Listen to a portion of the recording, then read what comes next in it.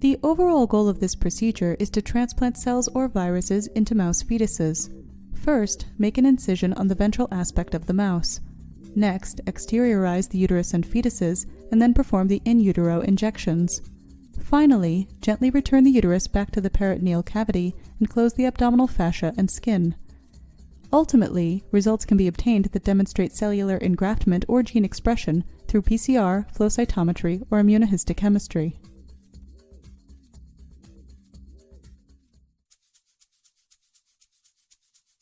In utero stem cell transplantation and gene therapy are innovative strategies to treat congenital disorders before birth.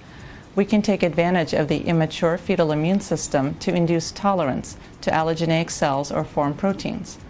The mouse model of in utero transplantation allows us to study the biological factors unique to the fetus which lead to successful engraftment and tolerance induction. This technique will now be demonstrated by Amar, Nijagal, a surgeon and postdoctoral fellow in my lab.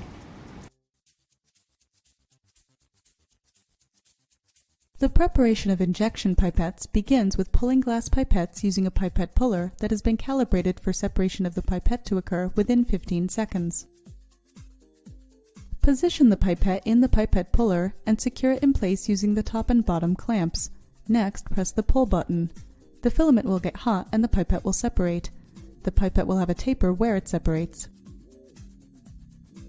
Cut the end of the pipette such that the distance from the beginning of the taper to the end of the pipette is 1.04 to 1.05 centimeters.